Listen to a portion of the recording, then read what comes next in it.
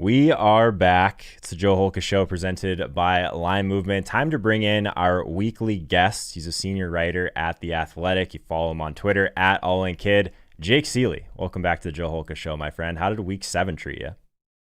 Actually, that's why I'm wearing my DuckTales money shirt. Nice. I actually doubled up on both sites, despite the fact I'm only playing like 1/5 of what I'm playing on DraftKings on FanDuel at this point. Yeah. I actually doubled up on both sites. And I was actually going to talk about that with you for the strategy behind it. Sure. The big reason is because I had a ton of Geo, and who was the other obvious one? Oh, a ton of Jamal Williams. Like we always talk about fading in tournaments, but that's, again, I think I want to get your opinion to see if you agree. It's like that's like a 10 to 20%.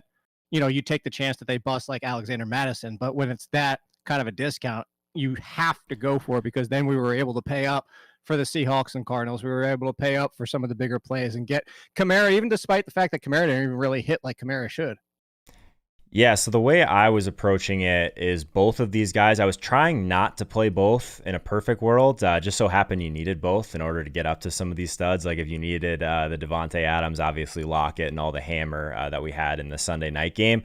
So I kind of went out of my way to have one or the other, which wasn't great. I did have 100% Jamal Williams. I think that at 4K, totally different conversation than if he was at 5,500 or something like that, when like some of the pricings we've seen for some of these backups get to where it's at. It was a weird week, man. I feel like it was a week where in the beginning of it, it's like, okay, like this game we love on Sunday Night Football. At that time, it wasn't on Sunday night, obviously, but this game we love, everyone's expensive. Like there wasn't enough good value to truly stack up Seattle, to stack up Kyler. And then we have all the value in the world. You can make whatever lineup you want, and it still ends up being the game that, yeah, it was relatively chalky, but you needed to have it. So it shaped up as one of those weeks where it was going to be a big score no matter what. So I think just like going through some of my teams, I think I did a pretty good job overall in roster construction, but also just playing guys that I thought had legitimate ceiling. I think that there's weeks where it's much tighter pricing and there's not a lot of great value, so you have to kind of take a chance on someone that could get you like 15 points. But last week, you needed to have like every player in your lineup a realistic chance to get a touchdown or two, in my opinion. So I guess if you had all the Geo and all of the Jamal Williams, what else were you on? You were just on all the chalk last week? Is that why you smashed? I ended up getting crushed on some of my contrarian teams. So no, yeah. So I'm looking right now. The worst feeling in the world is like when you score as I did, 241, and you still only finish 216th in a tournament. It's just like that 241 looks so nice, and you're like, oh, that's not the biggest week. I'm looking at my worst score. 172 looks like my worst score here. I'm going to pull that one up. That was my Josh Allen lineup. Stephon Diggs getting hurt that one. And I mean, it was a fun. I mean, 170 is usually a pretty good lineup. I just had a bunch of 20s. It was Allen, Kamara, Geos, Diggs, McLaurin, Deontay Johnson, who I had a ton of. That price was just so stupid at 4,200. Cook, David Johnson, who did okay, 17 points, and then the 49ers defense. The big ones, like you said, it ended up being Geo and Williams, and then luckily, I kind of went with contrarian that Seahawk game. I went with Murray, Hopkins, and brought it back with Lockett, and I surprisingly avoided DK Metcalf. Just because I felt like I was going to be on DK Metcalf. Yeah, I just wasn't expecting. Look, I wasn't expecting Metcalf to go belly up, but I felt like he was the one that everybody was going to be on. The one lineup I told you about last week did pretty good. It didn't cash out huge because that game was such a big play. But I'm going to continue to start doing this. Is like when we're talking today. That remember I told you I was going to do a Burrow Higgins, the Burrow Higgins Boyd lineup, and that actually did pretty good. So I think I'm going to put one lineup in on Monday and just stick with that and stop touching. That was my best team because that was kind of like as the week was progressing, like that Cincinnati stack, and now that obviously the Geo thing opens up. So like if you wanted to just completely flip that game on its head, Burrow was like way underpriced regardless of any of the Geo stuff that happened. Yeah. Like I was on that stack. It was pretty low owned across the industry, but it unlocked everything else you want. So like basically ended up, I think with I just went through it actually on stream. I didn't end up having T Higgins on my main one, but did have a Boyd and Burrow, brought it back with Njoku, I believe. But that allowed you to play all the guys in the Sunday night game that you wanted. So people that are complaining, I guess, of DK Metcalf, if you had a full stack, you probably had Metcalf and Lockett. So hard to really complain with, I guess, splitting it down the middle, 30 points each even at that point. So you probably had an okay day. Interesting your one, Njoku mention made me remember that to go back to my biggest lineups was Harrison Bryant. I had a lot of Harrison Bryant. How did I miss that one, man? Like I wasn't on that at all. Well, so there's two things. I like Harrison. on Harrison Bryant, but admittedly, this is why I'm saying it. I wasn't on Harrison Bryant until about 15 minutes before kickoff when I switched him out of a bunch of lineups because there was a report from somebody, I forget who it was, but she said that Harrison Bryant was starting, not Njoku. So I immediately switched all my Njoku lineups. That's what I get for streaming for like 3 hours on Sunday mornings, man. Every now and then there's something that kind of falls through the cracks. But yeah, not bad overall. I feel pretty good about some of the, just like, I guess the lineups I made. What was crazy, Jake, is, you know me, I rarely play a wide receiver in the flex, but I had a bunch of Devontae Adams teams in the flex this week. But I also played a Derrick Henry team on one of my like higher dollar teams. It was in the juke, 1% owned, sub 1% owned. In the juke. No one played Derrick Henry, even at the higher stakes this week. So, like, that's when I would like to play him. But, of course, like, in true Joe Holka fashion, I play Derrick Henry. I get the floor game. He scores whatever, his 15 points. He's not a guy that you need. So, I guess never again until this week, maybe. But I guess any final thoughts on week 7?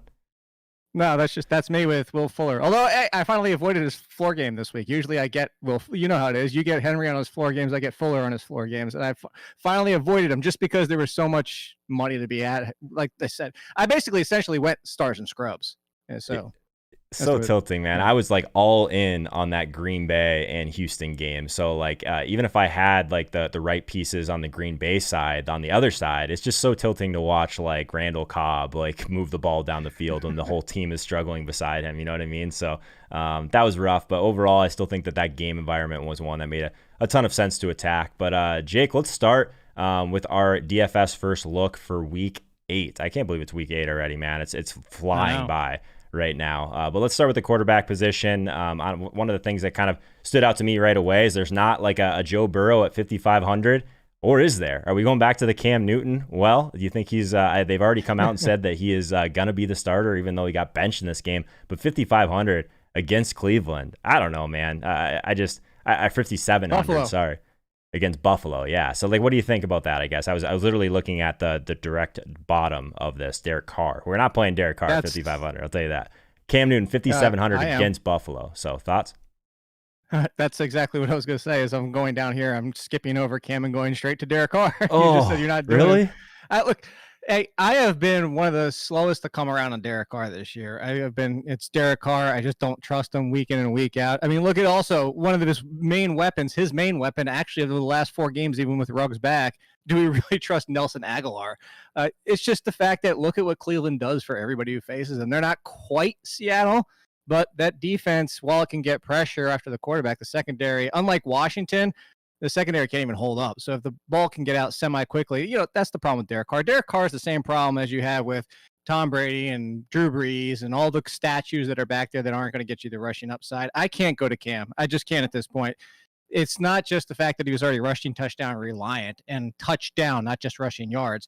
He looks miserable right now. We were kind of all sitting and say, all right, it's fine. He gets, 200 some odd yards and a touchdown usually, and then, 2 rushing touchdowns. But I think I said that to you last week. Yep. It was the 2 rushing touchdowns per game. Were we really thinking he was going to score? No, I'm not saying you were. We're really thinking he was going to score 36 rushing touchdowns. Right. So I can't do it. I can't go to him. I mean, you can. Maybe that'll be a fun dollar bet. You versus me, Cam Newton versus Derek Carr this week. I will book that right now for sure. No question. So I guess let's go back to the top quickly. I skipped over the top. We got Patrick Mahomes at 8,100, Russell Wilson at 7,800, Aaron Rodgers right behind him. Still very expensive. And then Josh Allen, nice little discount for Josh Allen. Are people worried about him after, I guess he didn't look very good last week. And is Smokey Brown going to be back? I'm not sure if we have any news on that yet. But 7K against New England, a team that 28th in the league at defending the deep ball. People get scared off this New England team for some reason, which I don't really understand. I don't think they're very good. At some point, Buffalo is going to have that signature win. They've kind of looked terrible the last 2 weeks overall. But I am interested a little bit at 7K. That's like 800 less than he was 2 weeks ago. So any thoughts at the top? I don't have a problem with Josh Allen. I think that if you look at it too, is he just still threw for 300 yards. It was a big disappointment because it was the Jets. Right. But if you're looking at Josh Allen and what he's done, it's been 2 weeks in a row now where it's been a little bit concerning. But, like you said, John Brown hasn't been 100%. Diggs got banged up in this game. I think it's a good opportunity to get that lineup I told you about before, which still barely cashed, but it did, was the Josh Allen, Stephon Diggs. Cole Beasley came up and that actually should have been the play with Josh Allen in that game. Yep. But, Gabriel Davis, that one killed me in one lineup. I had him in that touchdown that got called back. So there was there's actually right there. Josh Allen could have had an even better day with that touchdown that got called back. So I'm with you. I do like Josh Allen. The price that I thought was interesting, the most interesting, is we've got Justin Herbert all the way up at 6,900 now. That was the next guy that I was going to bring up. That is a price hike, my friend. He is expensive. It is Denver, 26 in the league at defending the deep ball for just looking at average intended air yards. Herbert is one of those guys that's not afraid to sling it down the field. A little bit of rushing equity there. He's got the weapons, all these things. He's looked good, man. Like just looking at some of the efficiency metrics that I really value, he's like top 3 in his average expected, replacement value this year. So I think that 6,900. I still think he's in play for sure. What do you think about him? I definitely think he's in play as well. Yeah. Do you know where he started? Do you remember where he started the season at? Wasn't he like 5,500 or something? He had to have been really 51. Cheap. Wow. That's wild. He's looked good. He went up 200 last week and now another 500 this week. Or was it 300 last week? I don't know. He's jumped, obviously, the past couple of weeks. Actually, that 300-yard and 1 touchdown game, he went down $100. But, yeah, I think he's still in play. I think if you're going to go for him in a tournament, you play a little bit contrarian. Look, Keenan Allen's the obvious stack with him, but maybe you go Keenan Allen and Hunter Henry. Mike Williams just feels like every time we try to say look, good matchup. It's Herbert is you saw it. I actually tweeted you. I said, are we going to get to the point where we're playing naked Herbert at this point? Just because there's still only Keenan Allen, and then you just can never figure out if it's going to be Guyton or Henry or that one guy that 1 week, that Tyson Johnson or Tyrus Johnson guy. Yeah, I think it's Herbert either by himself. It's naked Herbert or Herbert with Keenan Allen at this point. So do you believe what we saw, I guess, from Baker? He looked pretty good after OBJ went down with tearing his ACL. I don't know if I have the stomach for it, but he's 6,100 in a reasonable matchup in this spot against Vegas. I don't know. 6,100 still feels too expensive, but I have some Baker Mayfield biases I'm going to have to work through. I still prefer Joe Burrow, I think, for basically the same price against Tennessee. Are you with me on that? I would, absolutely, no question about it, Joe. But that's a higher score, I think, in Vegas by about a point or two. They're actually Vegas is pretty high on Cleveland, and Vegas is high on Vegas and Cleveland this week. The problem with Baker Mayfield is, I understand the people are out there. That seems to be the Monday talking point. Is he better with no Odell Beckham? And it's just like an elite talent like Odell Beckham was saying, well, Baker doesn't have to force it to him and all this type of stuff. And he's more relaxed at quarterback.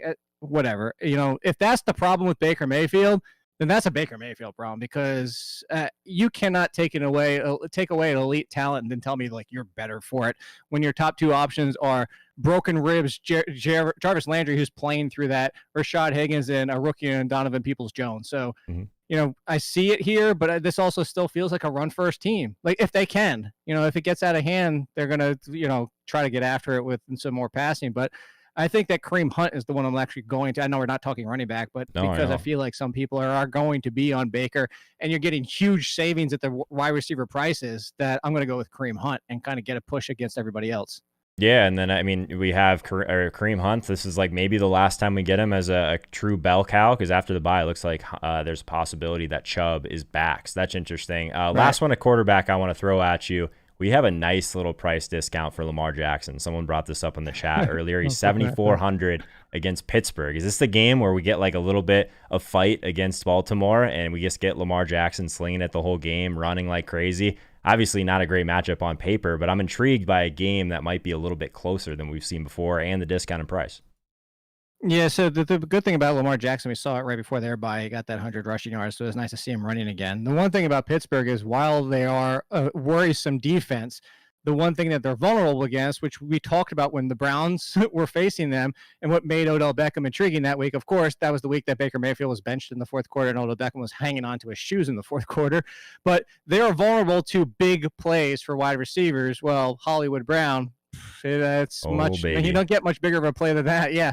So I think Lamar Jackson is definitely intriguing. I think that you either want to go Lamar Jackson and Hollywood Brown, and Lamar Jackson and Mark Andrews, because Mark Andrews has been a lot more inconsistent this year than last year, despite the fact he's not he's not George Kittle, Travis Kelce consistent, but he's got 3 great games and 3 bad games. So after the bye, some frustrations, you might be able to get you might get the lowest ownership you've seen on Jackson and one of those two in a long time. I love it, man. Let's move on to the running back position for week 8. The first thing that I checked in pricing, regardless, is I wanted to see what Jamal Williams' price would be. He's 6,100 against the Minnesota Vikings. So pending if Aaron Jones is not back in this one, you have any interest in going back to the Jamal Williams well here?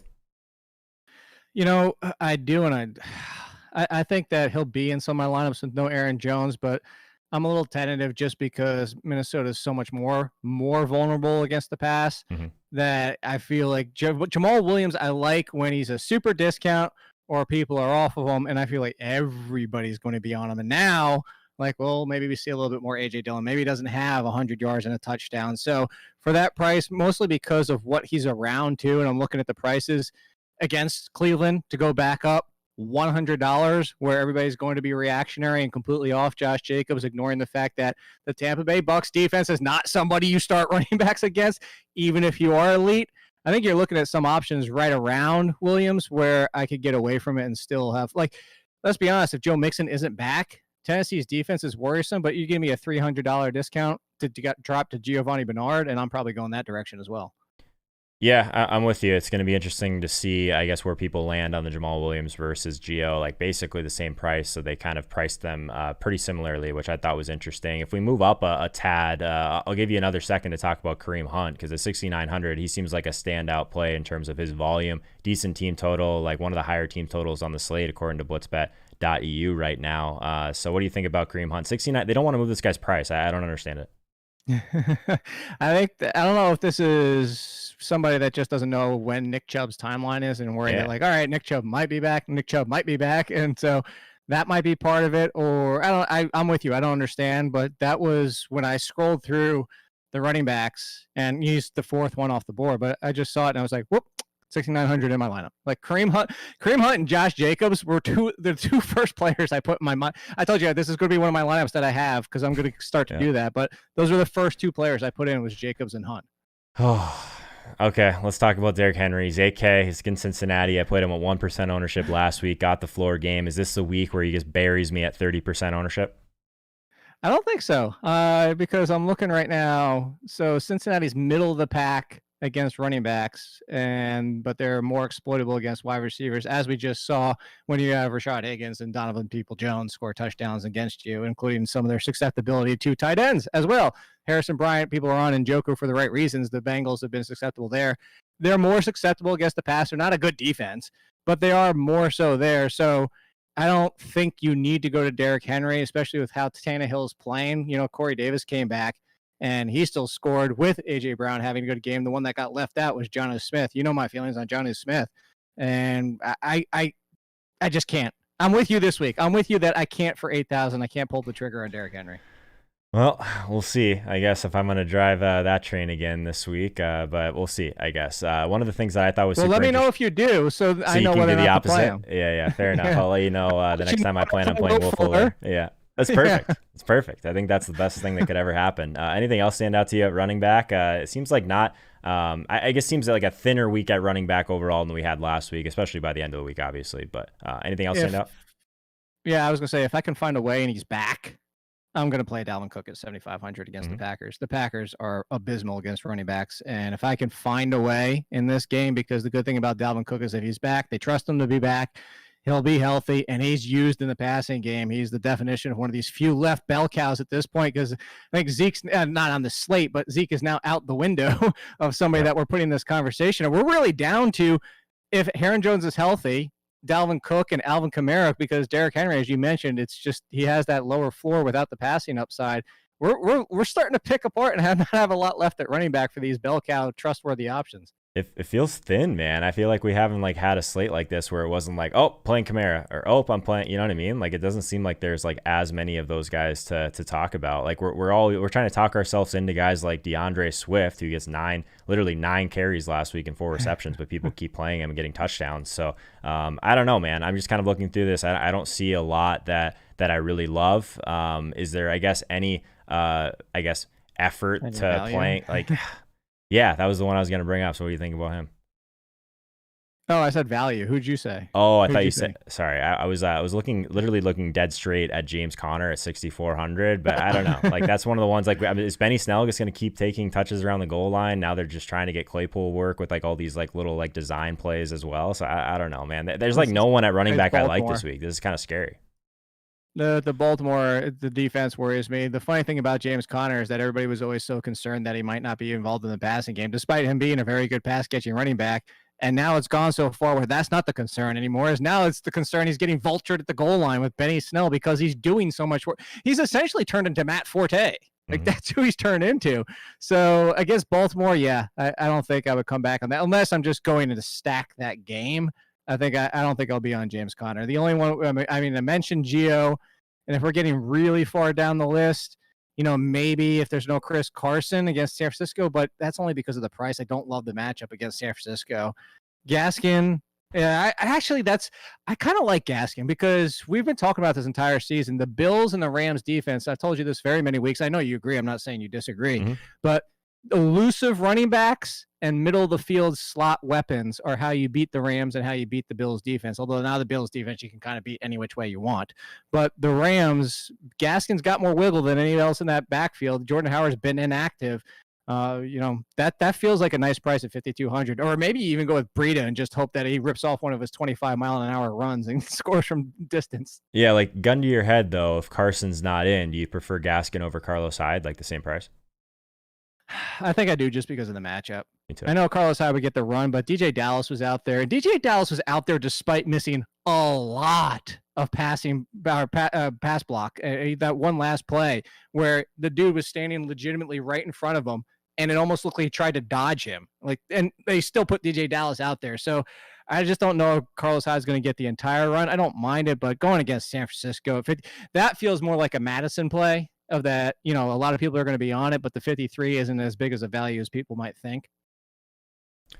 All right, let's move on from running back because I'm just hoping we get some better options there mostly. It's a gross week. It seems really gross. So at wide receiver, like you mentioned Dalvin Cook, like there's a guy that I want to play in that game, and his name's Adam Thielen. So if we're just looking purely at the data, 7,200, 0.7 weighted opportunity rating. Green Bay is 30th in the league at defending the deep ball. We know that, say a lot of things about Cousins. He's not scared to throw deep, and he's actually had decent accuracy on his deep ball historically. So I like Adam Thielen a lot at 7,200. If everyone's just going to jump off of DK Metcalf, his price did not move. Another great matchup against San Francisco. So those are the guys at the top that I'm kind of interested in. But what do you think about wide receiver at the high end?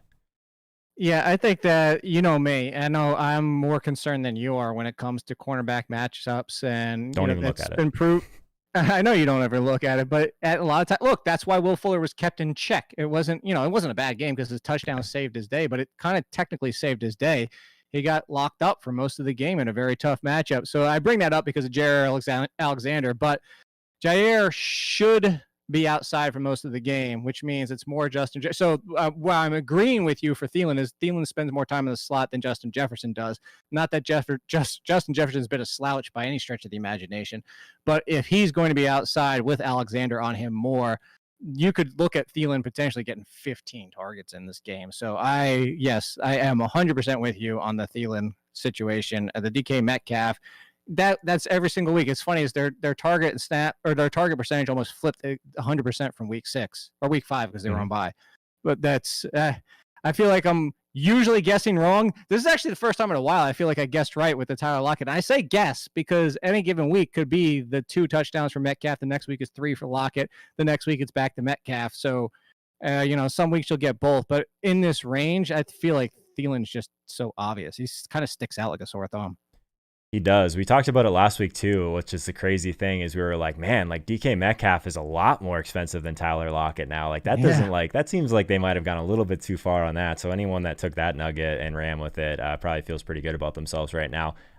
So I guess we don't have all these like elite running backs to play. So do we have salary to play Devontae Adams? He's 8,800, but against Minnesota, I don't know, man. That might be one of these plays that we try and look past the position and kind of look towards like last year, the Michael Thomas type of safety in terms of the role was almost running back like at times. So do you find yourself even, I guess, entertaining the idea of paying all the way up? Do you know what his target percentage was in that game last week? Had to have been crazy. Yesterday? Had to have been crazy. 47.1%. That's wild. The next closest was Jamal Williams. Like, by the way, MVS, by the way, does anybody just stop with MVS at this point? I can't quit that guy. I don't know what it is, man. He's like the deep threat. He's the air yards are there. I can't quit that guy.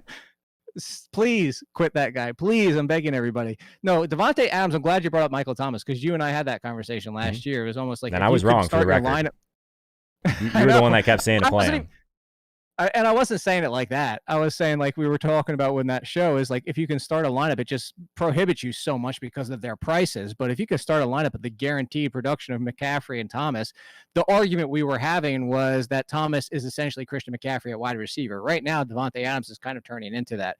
8,800 is tough, but because even if you pay up for Dalvin Cook, pay up, 7,500 is not paying up as like you normally would at running back. So if you kind of think of it that way, like you just said, pay up at wide receiver instead, it's kind of like getting the Christian McCaffrey in your lineup anyway. I'm with you, man. You mentioned him before, but Hollywood Brown, he's 6,100, man. Like, I understand that DraftKings is like trying to adjust pricing based on matchup, all of that stuff, but that just seems way too cheap for a guy that literally has the same weighted opportunity as Keenan Allen, Stephon Diggs, Allen Robinson, Thielen, those guys. So like that just seems like it maybe not the McLaurin level of last week where he was just like you have to play him at 5,600, but I do love Hollywood Brown still this week for sure. The big thing is I think that's part of the pricing is he hasn't even hit 20 points this year. I think that's why. Another thing I don't look at. Yeah, he's got. Well, I know, but I think I'm trying to their pricing. Where the pricing, yeah. So he's got an 18 and a 19 game, 19 and change, and then everything else single digits, and then one 11 or 12 point game, I think. And I think that's why, they're kind of putting him in the range of, what's the difference between if Beckham was playing, it's kind of been a Beckham-like season, and actually Beckham's got the higher peak so far now that he's out for the year, but he had it. So I think that's why. I think he, for name rights, deserves to be in this conversation, but at that price of what you can get if you're going with the Lamar Jackson stack, the upside, obviously, he has the potential to have, the Allen Robinson, A.J. Brown. I think A.J. Brown, the Browns, those type of games is what he still has.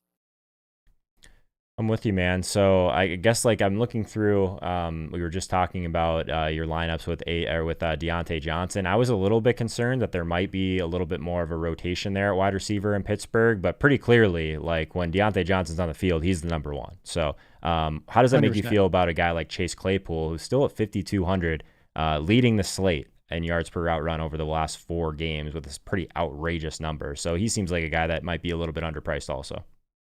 Yeah, so I told you when we did the waivers, I said Fulgham over Claypool. Claypool would potentially be the number 3 when they're all healthy. Yeah. That being said, I tweeted out yesterday, this is not only a seasonal good buy low situation, this is a good buy in DFS because people are reactionary. He was still out there for 51 snaps. James Washington only had 18. So clearly is the number 3. The problem is he's the number 3. So what do you do? As I drew a comparison that helped people like kind of put it into perspective is think of Dak when he was healthy with the Cowboys. Claypool with everybody healthy is Michael Gallup. You're going to get games where he has a top 10 performance, but more often than not, he's going to be the odd man out just because of the fact he's number 3 on the team. So I think that if you look at a situation this week against Baltimore, I know you don't, but Humphrey is going to probably be on Deontay Johnson or spending some time on Juju. If you get Claypool on just 4 or 5 targets, good chance you could get a big one for a touchdown. And at 52, because people are not going to be on them because they're going to be ticked off about last week, that's now a price discount. And I think a lot of people are going to gravitate straight towards Juju Smith-Schuster after bouncing back. I think so too. So that this is like this game, I'm even more interested than I expected to be. I think there's a lot of plays in this Pittsburgh-Baltimore game. So we'll see. In terms of like some cheaper guys, there's a couple of people in the chat that are talking about Brandon Ayuk at 4,100. I think that Ruggs seems like a little bit underpriced at 4,900. But is there anyone that's on the cheaper side of wide receiver before we move on that you like? I actually had Ayuk in this lineup that I'm building so far against Seattle, but mostly because it sounds like Debo might miss this game after getting injured again, by the way, on a run. To explain that whole Jerick McKinnon thing that we wish Shanahan would have told us about before the week, that he was essentially giving McKinnon a week off. Thanks a lot, Jerk. But yeah, I think that's intriguing at that price. Like Judy does. I'm bringing him up, but I'm not in on Judy because he's getting so much work, but he's just not connecting with Locke, more so because of Locke than Judy. But also similar, it's the conversation we had when Brian Edwards was healthy. Judy being asked to face number 1 corners is not really being able to overcome that. I'll go back to him. I think a lot of people are going to be in on him because he just now had another big game. And I think any given week, because of who he is, Nelson Aguilar could disappoint. But if you're going to go with the heavy, look, Vegas likes this game. Vegas in Cleveland, Nelson Aguilar, he has essentially turned into the number one, $4,700. 3 of the last 4 weeks has been terrific. And Emery Hunt, a scout, was tweeting about this yesterday. He said the biggest thing with Aguilar is just he's got his confidence back that he had at USC, is that he struggled so much early on. The Eagles got frustrated with him, benched him, wanted to get rid of him, did get rid of him. Confidence was just shaken. He wasn't, on the field, and he's got it back. He's got his swagger back. And I think at 4,700, even if people are in on him this week, I still think that's a good price. So we're just starting to get our swagger back and go through wide receiver, but I think we should touch on tight end quickly before we get into the waiver wire. Jake, one guy that really stands out to me still as being underpriced is in this same game that we keep talking about, Darren Waller. He's 5,600. I think that just his target share alone, like you said, there's a reasonable team total here for Vegas. So what about Darren Waller at 5,600 if you didn't want to pay all the way up for someone like Travis Kelce against the Jets, which seems like a decent spot also? Yeah, the Kelce feels like a smash, mostly because, and people are going to see that 5th opponent rank for George Kittle. Mm-hmm. It's mostly because wide receivers just, destroy the Seahawks. It's not that a lot of people need to use their tight end against them. I think he's interesting for Waller, but the problem I have with that is I'm gonna go back to your Lamar Jackson and keep going back to 200 more. Remember, there was just a few weeks ago, Andrews was on the heels of Kelce and Kittle for pricing, and now you're going to give me an $800 discount. I think that Andrews and Waller, if I can get up to them, I will. If I don't, I'm probably going to drop down to, maybe, like I said, I'm going to go for Hunter Henry with Justin Herbert against Denver. The passing game struggles there. Jonnu against Cincinnati, he just got an offer, and, maybe now they swap and it's no Corey Davis this week, and you can look at that. So I think those are some of the cheaper options. The one that I do like, but the problem is sneaky good, similar to the Giants against tight ends because they struggle elsewhere. Trey Burton against Detroit. But again, Detroit, similar to the Giants, because they kind of, take care of the tight end and nothing else. Tight ends haven't had a ton of success against Detroit. Hayden Hurst had an okay game yesterday. Yeah, they're 4th in the league at defending the short area of the field, so that makes a lot of sense. Price is right, though, at 3,500, so right. We'll see. I'm actively trying to get away from some of these more thin tight end plays if I can. Last week, it was easier to do just because of all the value that was available. Now it just feels like there's not as much to pay up at running back for, so maybe I can get up to a Hunter Henry. Maybe I can get up to an underpriced Mark Andrews. Sounds like we're stacking up this Baltimore-Pittsburgh game, man. That's kind of scary. This feels like that game, Vegas, Cleveland, and Chargers. Well, not Denver, but Chargers side of it. Harrison Bryant's still only 3,200. He jumped he jumped 700 to 32. That was the one I was going to ask you about. Can we go back to him? Because that was one that clearly I missed before a lock last week, and a lot of people benefited from it. But still, Ebron still got the touchdown, but they run a decent amount of 2 tight end sets now that OBJ is out. I'm sure they're going to do a little bit more of that also. So yeah. That's the biggest thing. It's the Stefanski offense. It's all the argument people made for Hooper and Njoku to start the season. Well, Hooper's out for at least one more week with the appendicitis surgery that he had. So appendectomy, I could have just shortened what I was saying there. But if you look at it, I think at 3,200, if you're going to pay down Harrison Bryant, I don't know how you don't go right back to him again.